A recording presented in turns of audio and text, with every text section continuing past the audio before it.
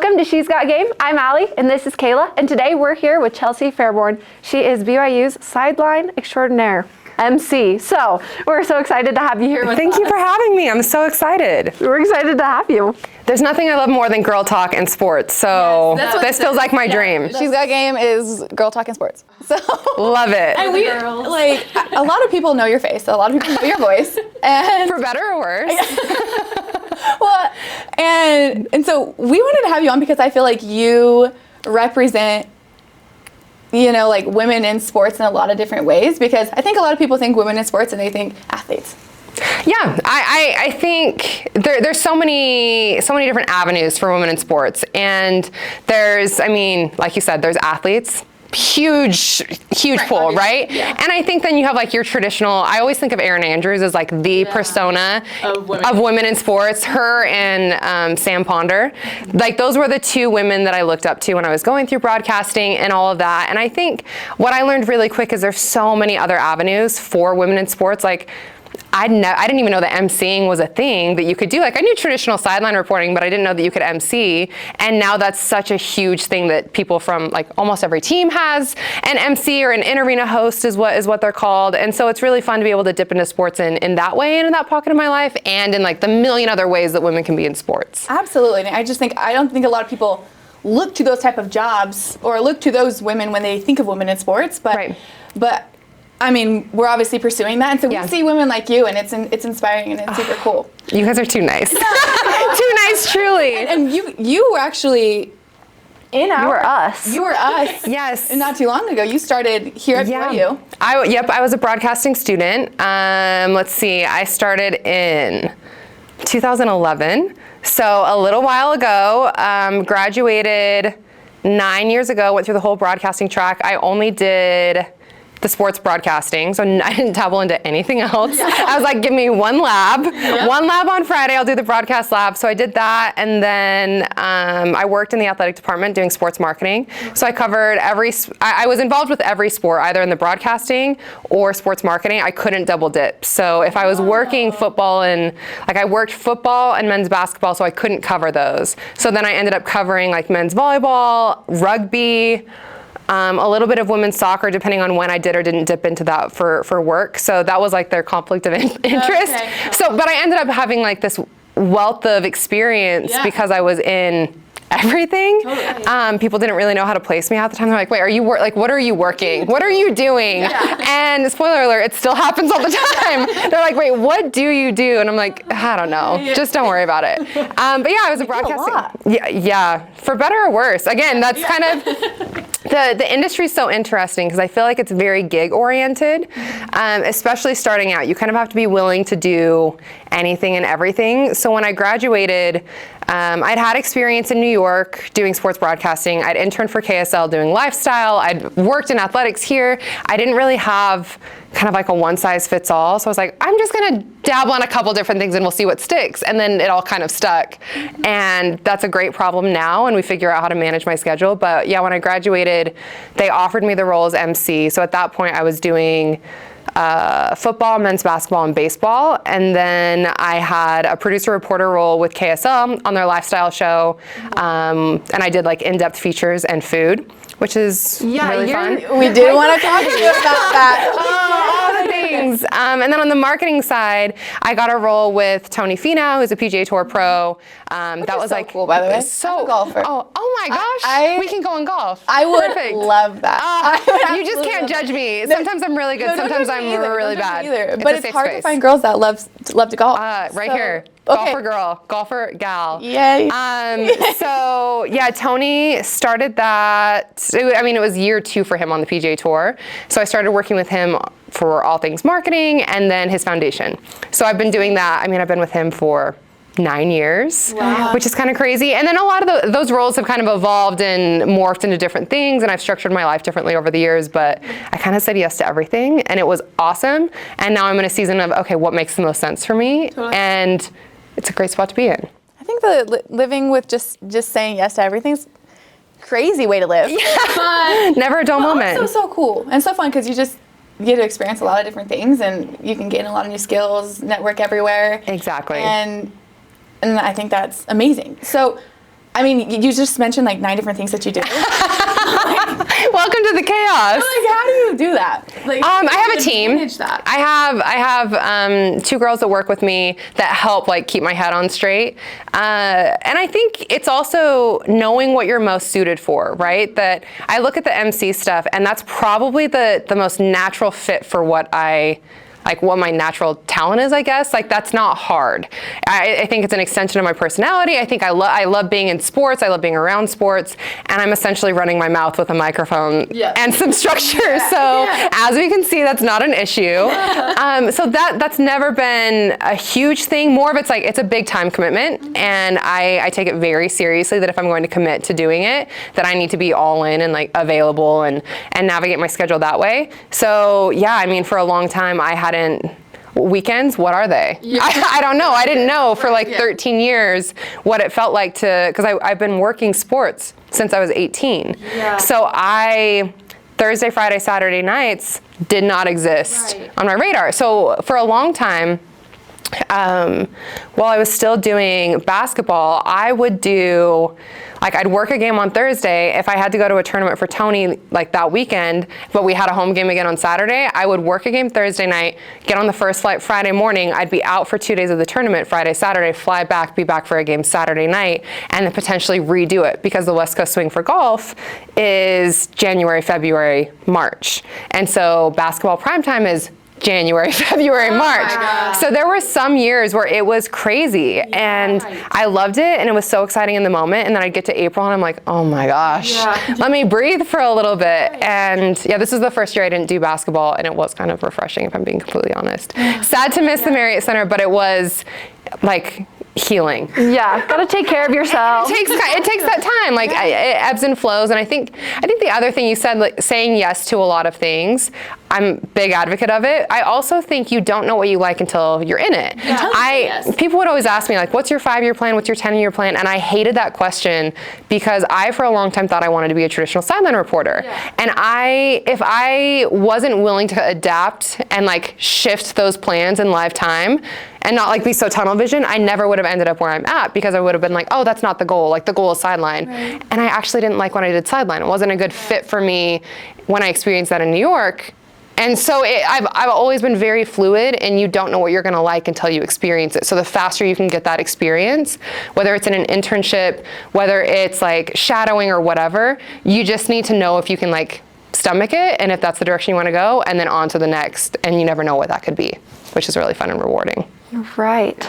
So, okay, we're going back to your little foodie thing. So like you've done all these things, but like how did this start? Because I know you have like your own little like network thing that you do. Like walk us through that. When I lived in New York for an internship, I didn't have a kitchen. So I lived like dorm style, but there was no kitchen. So I had a mini fridge, me and a mini fridge against the world. And Cliff Bars. I haven't been able to stomach Cliff Bars since because I lived on so many. Can anyone stomach a Cliff Bar? Takes you back. In 2015 I could. So I just ate out a ton. And the foodie scene in Utah was a little different then. We love a chain restaurant. Utah loves a chain restaurant. Utah loves a chain restaurant. No hate. We love it. We love it. But in New York, like that was a different situation, and there were just so many restaurants and foods to try. And I grew up in small town Utah, so I just loved it. And when I came back and I was still interning at KSL, I would just rave about all this food in New York. And when people would ask me what my favorite restaurant was, I was like, I want something in New York. And then I decided, okay, well, here in Utah, like there's got to be more. I mean, so now that became my beat for KSL, that I would do like monthly roundups on local restaurants with a different theme. And then my Instagram is called Your Girl Needs Food. And that's centered on like something that I would always say. So if I was hangry, I would always just be like, oh, your girl needs food. And that kind of turned into a bit. And then that's just the umbrella that's under. So I have some fun things that I'm kind of planning and scheming. That's like a passion project. I just unfortunately cannot not monetize every aspect of my life. So I'm working on some fun things for that this year. But yeah, I still do some features every like 6 weeks or so with KSL on Your Girl Needs Food. So does that mean you just like go around and you try a ton of different restaurants? Yeah. Exactly. Yep.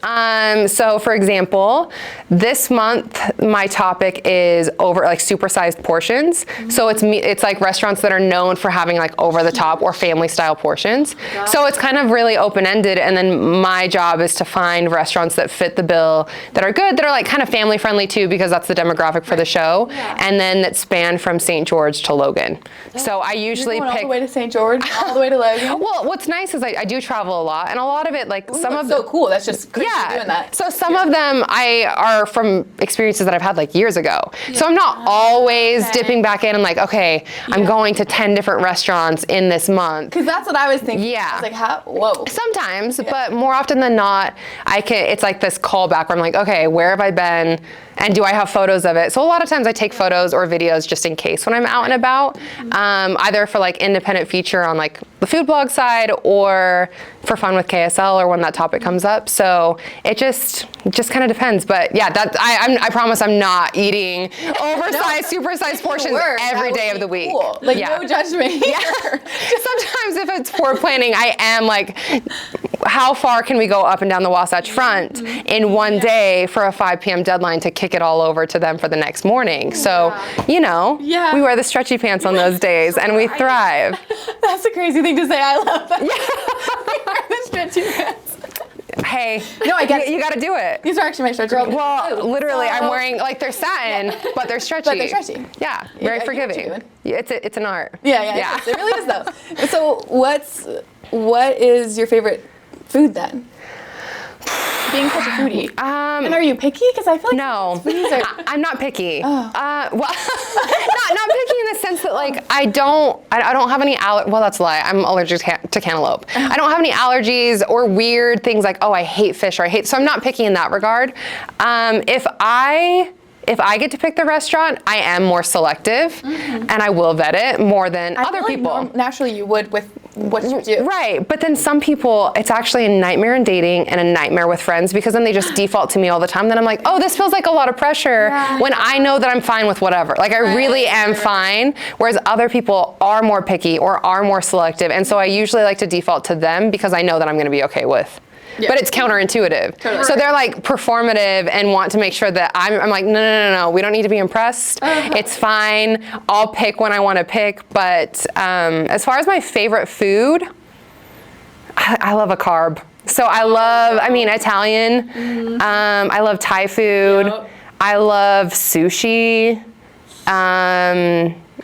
Really anything. So you like curries? Yeah. Are you not a curry lover? Oh, I love. Oh, that's yes. My favorite. Yes. I do love curry. You hesitated. It's not my first choice, but I do really like it. And have you been to Sapa in Salt Lake? It is so good. What type of food is it? Sushi primarily, but like then Japanese? but then they have a lot of curries as well. So good. I served my mission in Japan. Amazing. And so I love Japanese food and carbs. Yeah. Like just rice every day. Yes. And so as you should. You said that and I thought curry. Yeah. And not a lot of people like curry. Yeah, I do like curry. They have a massaman beef curry up there that is like, oh, that sounds. It is chef's kiss, so good. I could live off of it. I love it. That's not even a hot take. It's medium take. A lukewarm. Medium take. Yeah. It is what it is. No, I love it. You're getting baptism by fire from me and food and sports. It's just that's like the thing. We're like, this is women in sports, but we're like, there's way more to you. We love all the personality aspects. Than just the voice we hear. Just a full trip. Yeah, and she's a little off her rocker sometimes when it comes to food outside of that. But what's fun is I will say like the BYU Athletics marketing crew also kind of inspired my love of food and new foods because they're all huge foodies. And so whenever we would travel or go to Vegas for like the West Coast Conference tournament, it was just kind of like this Rolodex of like who's picking the place, like, and it's not competition, but kind of competition for who's gonna find like the next like favorite thing. There's this restaurant called Baby Stacks. It's like a pancake breakfast brunch spot in Vegas. So good. Why are we having red velvet cream cheese pancakes? No, we shouldn't. Shouldn't. But we are. But should. Yes, like once a year. Yeah. Yeah, maybe twice. I was gonna say maybe twice. Maybe thrice. We don't know. But like I discovered that restaurant with them, and it was like so nostalgic because of basketball. So now every time I'm in Vegas, whether I'm with them or not, I always make sure I go and pay Baby Stacks a visit. So I'm driving through Vegas this weekend. Yes. Oh my. I'm making plans. Baby I Stacks. just have to. Baby Stacks for stop sure. by. Trying to think of all the my brain starts going into like Rolodex mode. What do I know? I was just there for Din Tai Fung. Always a great option. Oh, soup dumplings. Oh my word.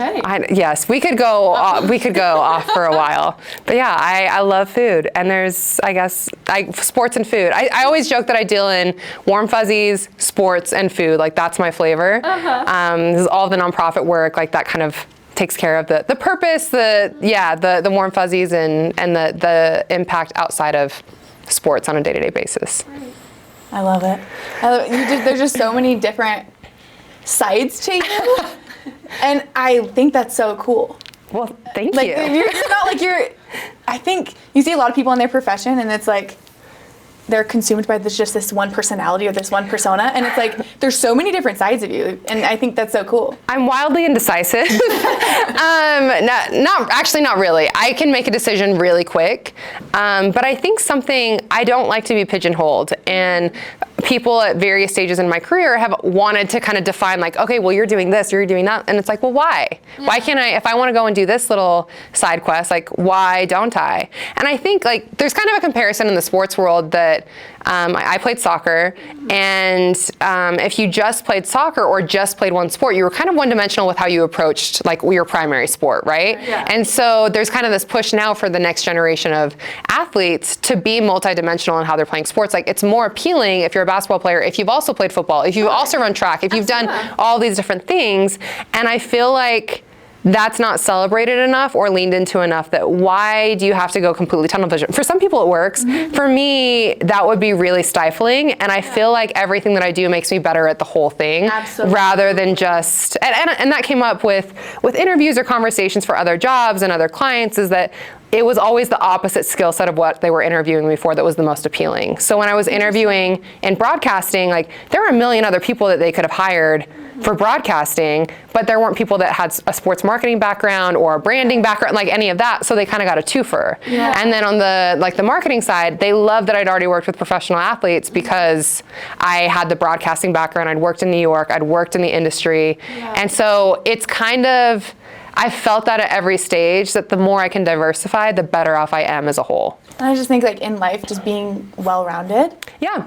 like you said, it just provides more opportunities, more Right. skills, you're just more assets like to whatever you're doing. 100%. I love that. I would love to know, I mean, you're so accomplished, you do so many things, you have your hands in a million different things. And one thing we love to talk about whenever we have anybody on our podcast is just how you can level your game up in life. And so not even just in any aspect, whether that be career, personal life, what would you say to somebody that's looking to level up their game? I think it always comes down to like the plane analogy or the oxygen mask. Like you've got to take care of yourself in order to take care of everybody else. And I'm in an industry where it's so like, I work with very influential and public figures, right? And so there's a lot of demands on them and a lot of demands on me, like because of that, that I think something that's been big for me, and I neglected this for a while, is just making sure that I'm good. Yeah. And so for me, that's, okay, how am I moving my body daily? I'm not always eating curry or carbs like fully, so what does that look like? Like how am I like filling and fueling? Where am I at spiritually? And I think like those are kind of the main buckets, and then I have my people, and it's like, okay, how am I showing up for my people, and how am I not getting so like locked in on what I'm doing that I'm neglecting other aspects of my life? So I try to make sure that I'm taking care of myself in order to then like elevate what I'm doing. When I haven't done that, it hasn't been good. If that makes sense. No, I love that advice. That makes Yeah. a ton of sense. And I think you wouldn't be where you are, and you wouldn't be able to do all of the things that you do if you didn't take care of yourself. So Yeah. I obviously, I'm sure you found a way to do that well and to balance all those things. But I think a lot of us can use that advice of take care of ourselves first, and realize it's not a selfish thing to like prioritize yourself. It's not a selfish thing, and I think you got to figure out what that looks like for you. I'm not a morning person. Also, what I do for work is not conducive to early mornings. And I feel like if you're on the same TikTok algorithm that I am, with like the daily resets or starting at 5 a.m. and you're gonna do this Zen and meditation, like I'm so happy for those that do that. So happy for them. Could not be me. And so mine's more inverted. Like I am very deliberate about my nighttime routine. I'm very deliberate about like, most of the time it doesn't work out for me to wake up super early and go and work out. I love a noon. A noon arrival at the gym. Oh my gosh, that's my favorite time. No one's there. And no one's there. It's great. Me and the elderly at Orem Rec, we are hanging out and vibing at noon.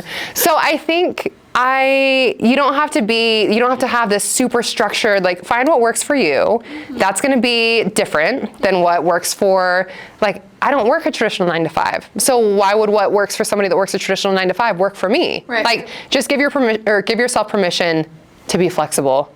And find your own regimen and routine. I absolutely love that. Thank you so much. Yeah. And thank you for sitting down with us and just chatting for a little bit. Thank you so much for having me. Conversation, but we're so glad that you came and we got to know you a little bit more, both in your profession and your foodie side. Well, I loved it. I mean, we could go on and on about the food side, so we'll spare everybody. But thank you for having me. Thank you so much for coming.